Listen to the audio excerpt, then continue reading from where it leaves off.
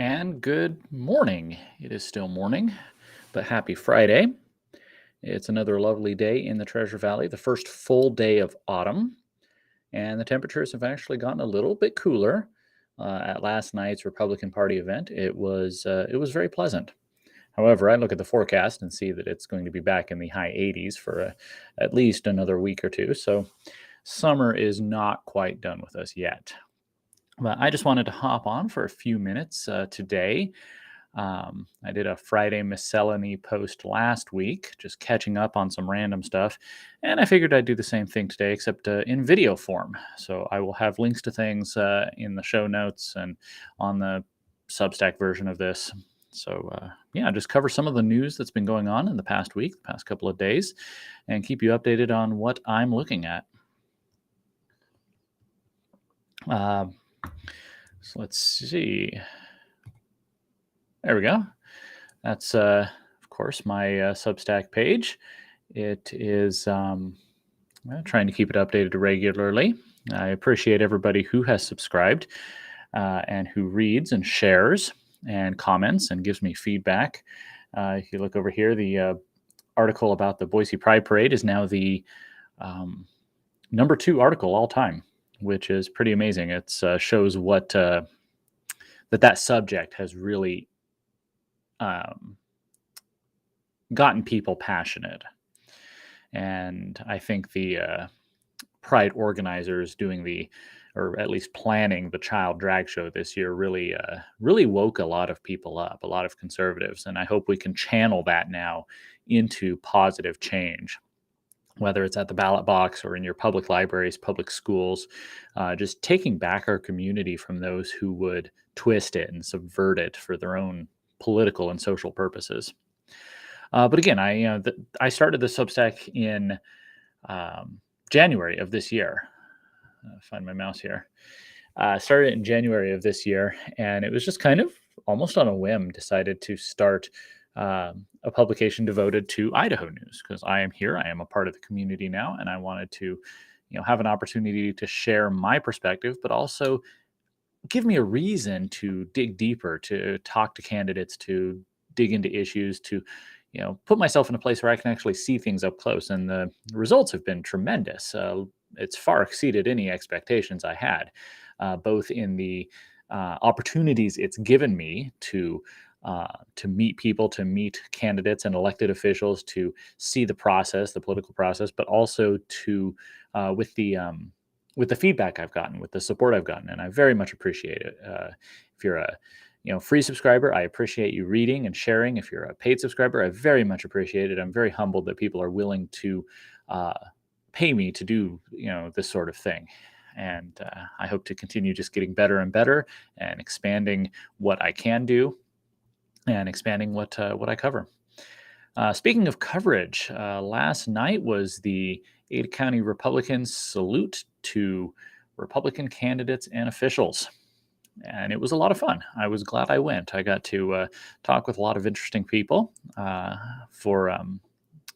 The Ada County chairman asked me to do some videos where I sit down and talk with candidates, just little short 1-minute things, except in one case where it turned out to be 6 minutes, but hey, she had a lot to say. And so that was a lot of fun, and it gave me a reason to talk to people. I don't know if you pick up on it, but I'm actually introverted, not extroverted. So getting out there and talking to people, it's a learned skill. It doesn't come naturally to me, but it's something that I've enjoyed practicing and getting better at. So having been asked to do this, it actually gave me an excuse to go up to all these people and ask them to sit down with me. And so I got to talk with, I'll flip over to the new Ada County Republicans YouTube channel, which I have been putting together for the party. Got to talk with Jackie Davidson and Steve Kaiser again. I had the opportunity to talk to them here on this channel a few weeks ago. I got to talk to Julie Ellsworth. She is our state treasurer, and she is on the front lines of the battle against ESG. And so I got to talk to her about that. Josh Tanner, of course, is my candidate here in District 14. Phil McGrain is our candidate for Secretary of State. If you go back into the archives, it's no secret I supported his opponent in the primary, but he is now our candidate, and so I'm looking forward to seeing what he does in that office. He has a real good head for technology, and he has some great ideas on what he can do to make elections more secure and more transparent. And so I'm excited about that. So yeah, go check it out. I will link to the channel address in the show notes so that you can go and check out all those. I'm working on connecting with some of the other people who were also doing interviews and videos from that night, and I'll get those posted as well. So we made them short so you can share them and watch them real quick. It's exciting. Let's see. So there's a few issues that have been going on that have been percolating that I've been just thinking about, and none of them really rise to the level of an entire post, an entire newsletter, or an entire video. So I thought I'd cover them here. The first one is that about a week ago, the state Republican Party dropped their lawsuit against the Bonneville County Republican Party. If you'll recall, they filed that just before the primary because they didn't like that Bonneville County was endorsing certain candidates in the primary. And the subtext there was that there's a billionaire donor to the party who was upset because the endorsements were going against his candidates.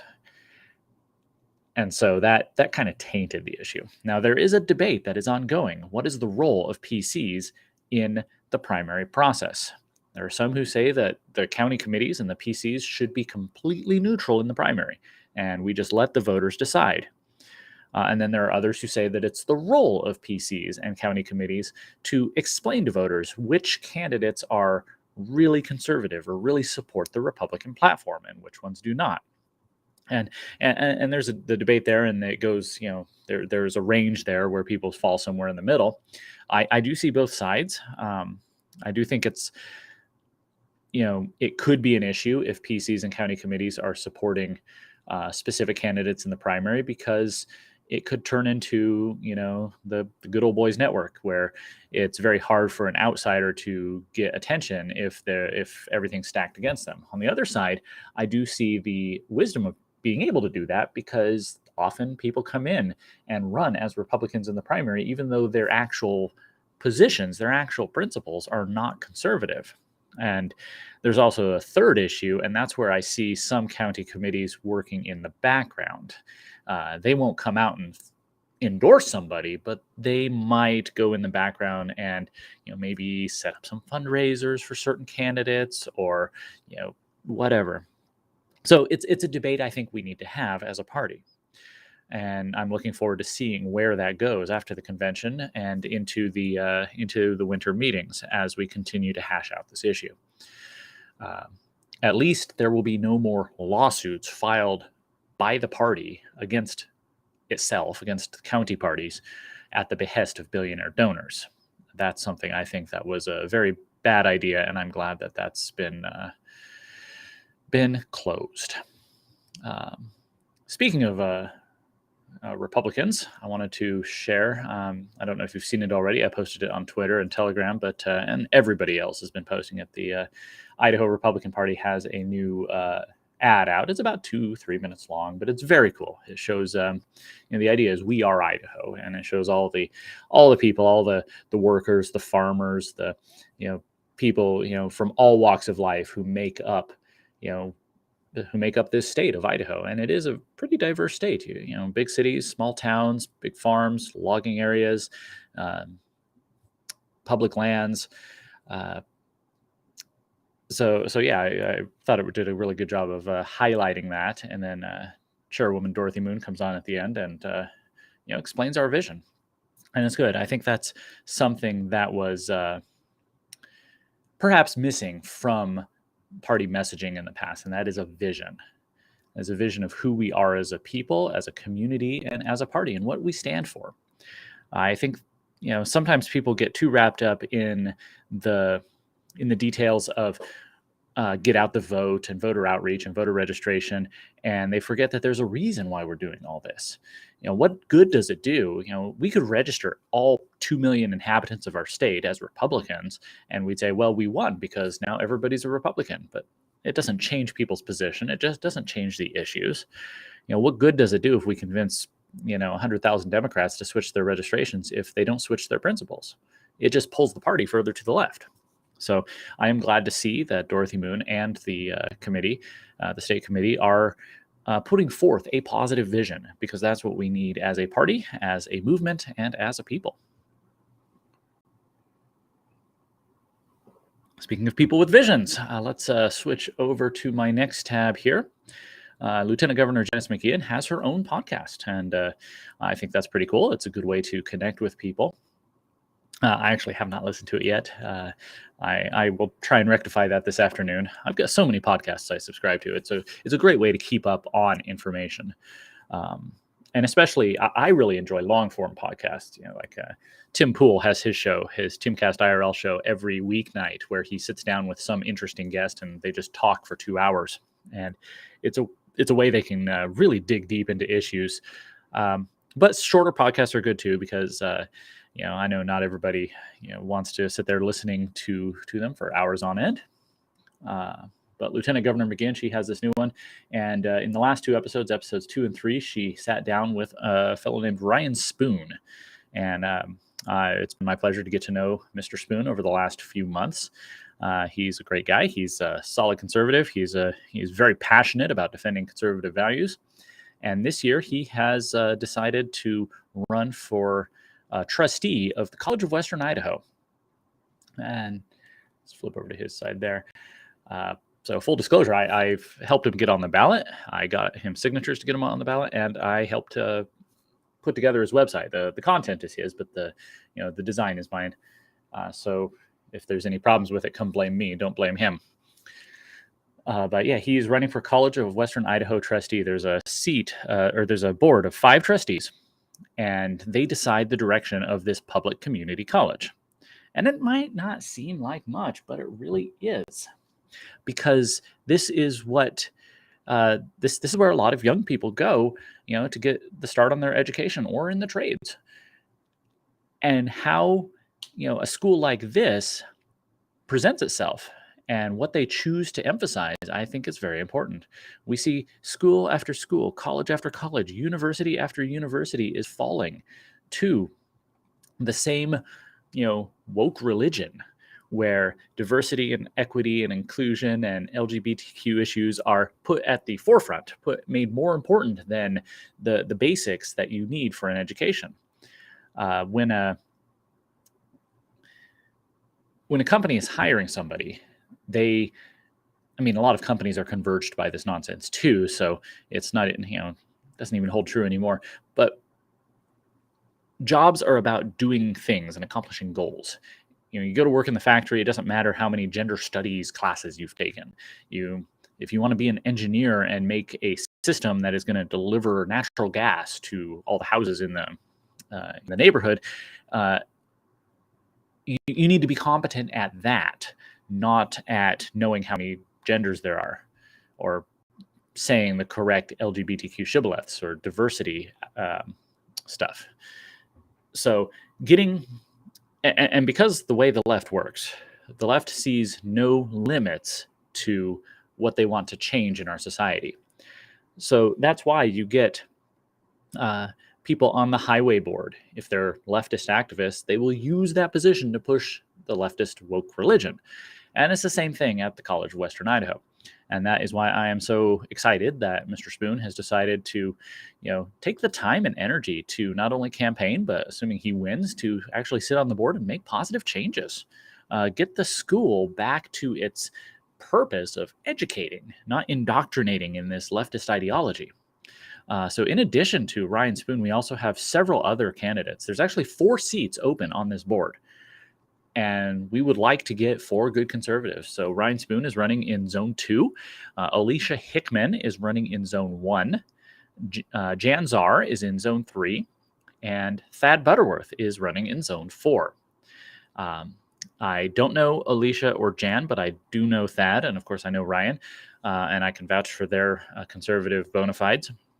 And I assume the others are good too, because they've been vouched for by people I trust. But I will put links to as many of those sites as I can in the show notes and in the post that accompanies this video once I'm done. So yeah, that's exciting. What else do we need to talk about? So there's a few issues on which I've gotten feedback from readers, and I appreciate that feedback.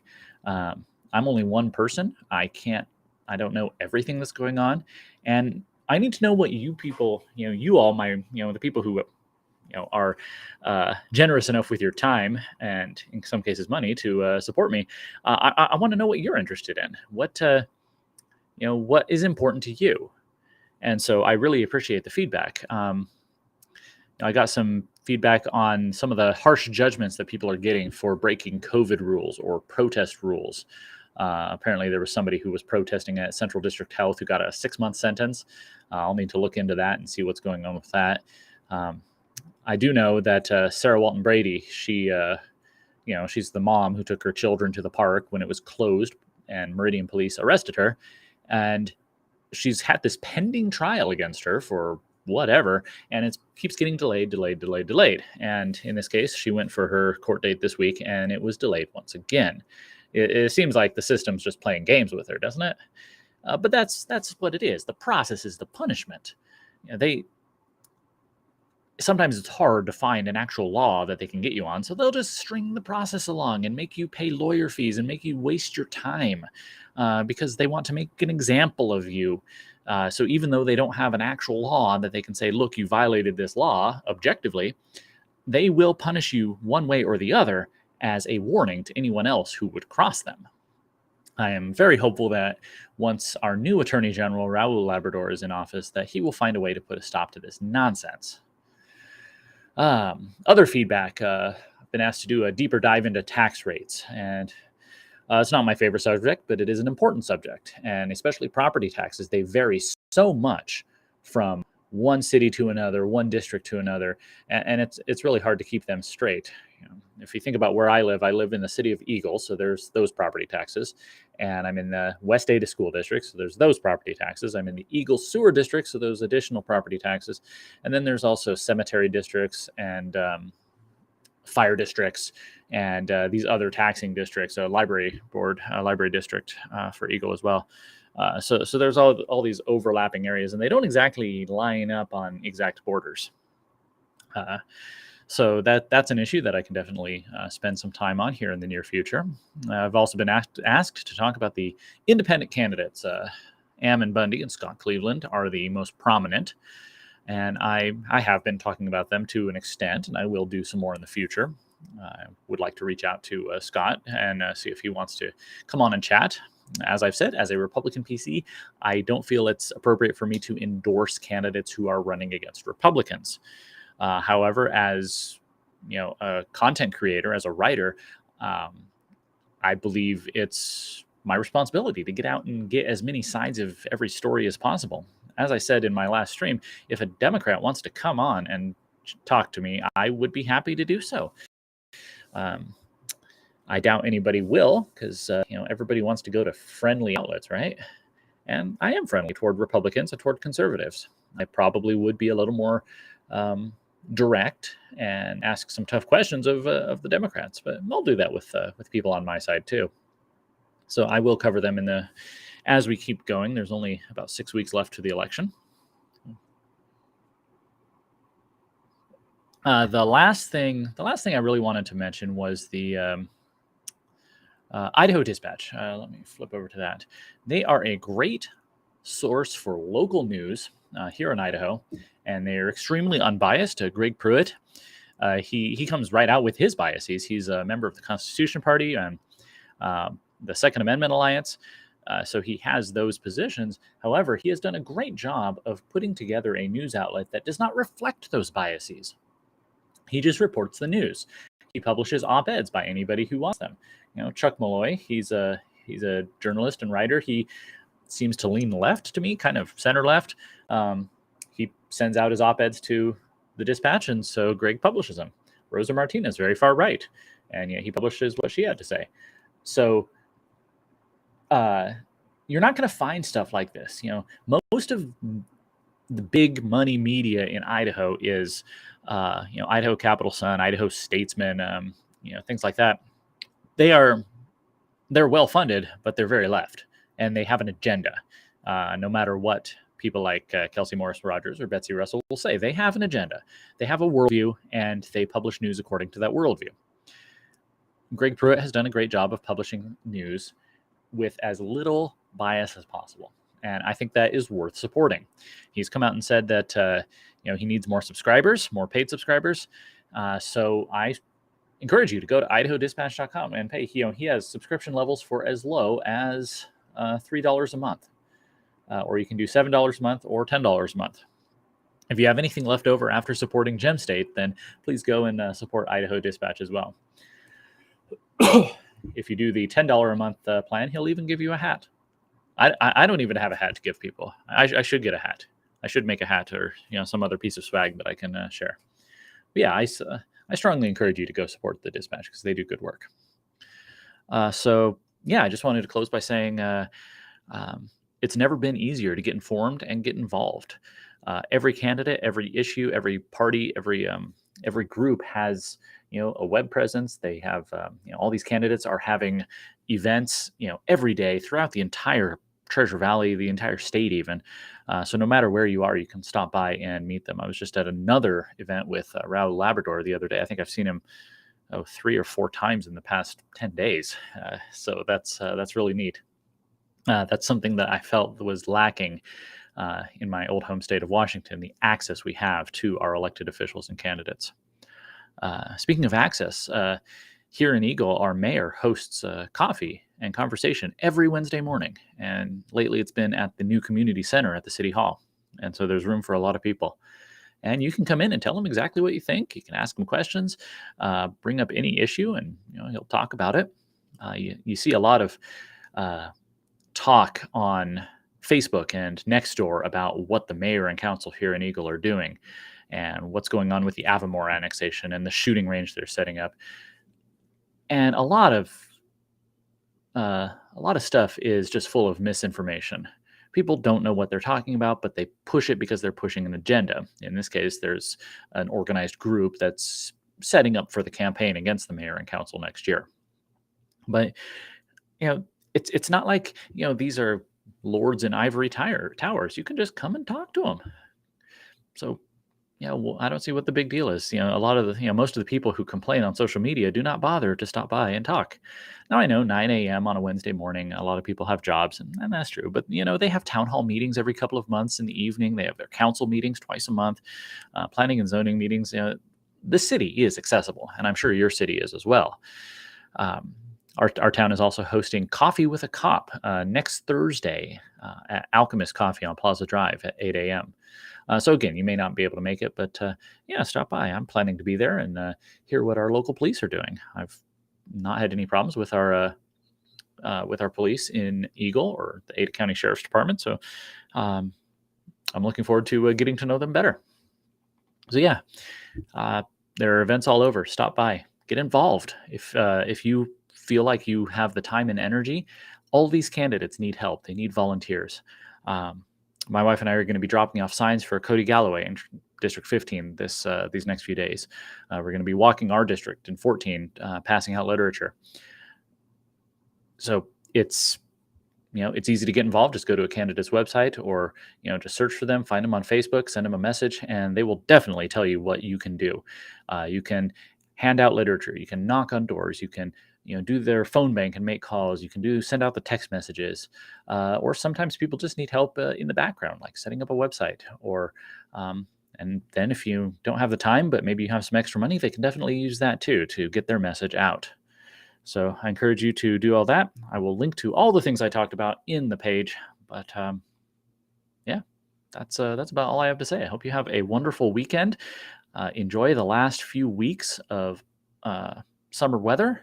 As we get closer to fall and winter, it's good times. Life is good. So I'll talk to you soon. God bless you all.